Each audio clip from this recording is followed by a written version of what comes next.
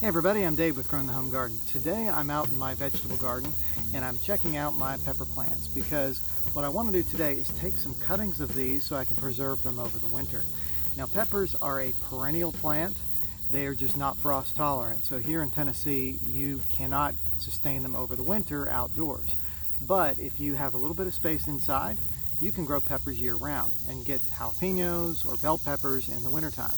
And what's really cool about doing it this way is you can keep them in the ground. You don't have to transplant them into a pot, at least until you have roots on your cuttings. And then once you have roots on those cuttings, you can put them in a pot inside your house. You don't have to worry so much about bugs and things when you're transplanting because you're going to put them in fresh soil. And when winter is over and you're ready to start your spring plants, you'll have already rooted and established plants that you can put back into the garden. And you can do this for years after years after years and just keep your pepper plants going perpetually. Now this is really a good thing if you have a certain variety of pepper that you really love, and what if maybe it's really hard to find from seed. Like there's one I grew this year, first time I've tried it was the Chitepin pepper, and that pepper has got these little teeny tiny bead-like peppers. I'll show you some of those, but they are really expensive seeds. So it costs you like $5 for a packet of about 10 seeds, which is pretty pricey. But what if you were to propagate some of those? And you can have the exact same plant, the exact same genetics, and then plant it again the following year. And it's easy to do because peppers root very good. So let's take a look. Now this is just a jalapeno plant, and I love jalapenos. I'll have them on all kinds of things in the summertime. And I see a lot of flowers and stuff, so I really don't want to take those away, but what I'm looking for here is maybe a cutting that has some really immature flowers or doesn't have any flowers at all. And here's one I'm going to take right there, okay? Now you can see I've got a little teeny tiny flower here. I'm going to pinch that off. And this is what I'm looking for, some cuttings like that. And I will take off, let's take off this piece right there, and I'll take off one more because it's got a couple of flower buds on it. And I'll leave a cutting like this. And what I'm going to do is treat with rooting hormone down here in the bottom and then put it in a mixture of rooting medium. And once I do that, I give it some time and then it'll have some roots. So let me show you some of the process as I stick it. Okay, so here I've got some jalapeno cuttings. I've got some various different ones like this. The one I showed you just a minute ago, like that. And then this one over here, which looks like it's getting overtaken by bindweed, which we always hate. So I'm going to trim these up. And if I've got a node on the bottom, I'll leave it. It's not critical because you don't have to have a node for it to root. But I'm going to pinch back all these little flowers because I do not want it to be producing flowers right now. I just want it to do roots. So I'll clean that up a little bit more. Let's take off this big leaf. I'll just leave the small ones on this cutting, just like that. And in fact, what I'm going to do a little bit more on that one, and I'm going to leave it as a nodal cutting right there. And this little spot right here is what you call a node. That's where the leaves and the branches will come out from. Sometimes it'll have flowers, and that's also where a lot of the rooting happens. So it's got hormones in there. This particular cutting, I see I've got a little pepper formed. It was really hard to find a pepper or a branch of a pepper that actually did not have some sort of stuff going on. Like see here, this flower, this time of year, that's what you're going to get. I'm just going to have to pinch those off.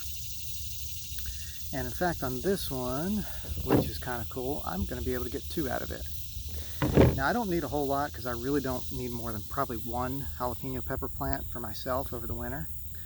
But I'm going to root a couple because you never know if something's going to be successful or not. So you want to give it every chance you got.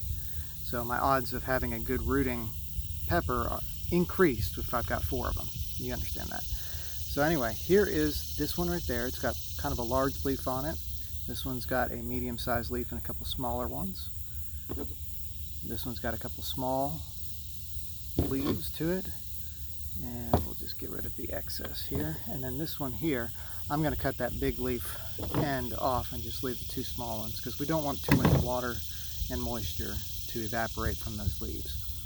So the next thing we're going to do is we're going to take some rooting hormone. This is just a rooting hormone powder. I put it in a separate jar so that if I ever do have some sort of rot issues that are caused by transferring it on there, I'm not having to get rid of my whole container of rooting hormone, just this little bit. So there we go. I've put a little bit of the dusted rooting powder on there, and I've got a pot like here. This is a third mixture of peat, bark chips, and sand. It's just what I had on hand. There's a lot of different ways you can do this and do it successfully. Pure sand works, peat can work, bark chips can work, a combination of all of them, perlite, vermiculite, all that stuff can be used. The key is you want something that's sterile, that's not going to be transmitting any kind of diseases over to your plants. So all I'm going to do is I'm just going to stick it in there. So this is really a simple process of just treating the end of the cutting with a little bit of rooting hormone and popping it in. Now I pop them in just far enough so that they will stand upright on their own. They will develop roots all along that stem area. If you've ever been in the garden and watched your pepper plants grow, you'll notice that they will form aerial roots in areas that are a little bit more shady. And so we're taking advantage of that property of the plant, just like this. Now I'll water it, and then I'm going to leave it in a shady spot under a tree until I start to see some good root development. Probably take it 2 weeks to start rooting, and probably 4 weeks before I have some plants that I can transplant into pots to bring indoors. Now, the key to that is right now we are in middle of September. October 15th is when we have to start watching for frost. So that's kind of our frost watch date. Once we see that date, we know it could happen anytime after that. It could happen in November. The last couple of years we've had some late frost that happened there, but sometimes you'll just get a very light one. And I want to be very careful that I do not actually leave this out during a frost. So I'm just going to pay attention to the weather, bring them indoors if they hadn't rooted yet, and then just finish the process there. And then pot them up, put them in a sunny location all winter. They do need a lot of sun to actually produce their fruit and their flowers. So we got to make sure that we're taking all those things that the plant needs and giving it the right conditions. Now, worst case scenario, it doesn't really fruit real well over the winter time, but you end up with a plant that you can put directly in the garden as soon as the frost date passes in the spring, which for us around here is April 15th, which happens to be right on tax day, so we've got an easy thing to remember there. Tax day and last frost date. There's actually some good out of that. So this technique will work for all kinds of pepper plants. If you've got ornamental peppers, it'll work for them too. Things like black pearl, there's nice purple foliage on it. Works for the hot jalapeno peppers as well as the bell peppers. So bring in whatever you like, but it works great on the peppers just because they are a perennial and you can propagate them and keep them going year after year after year. You can also dig up your peppers and bring them indoors. That's a very good way to do it if you don't feel comfortable doing it this way, or if you take my recommendation, you'll do a little bit of both. Find a pepper plant you can pot up, trim it back a little bit so that it's not going to lose too much moisture when you do it, and take some cuttings from the stuff that you trimmed off. And then you can kind of get the best of both worlds and kind of check which technique works for you the most and feel pretty comfortable that you're going to be sustaining your peppers for the long term. So I think I'm getting a mosquito here. That's wonderful. Anyway, I hope you enjoyed this video. If you did, hit the like button and subscribe. Love to show you some more garden stuff down the road. Anyway, thank you for watching.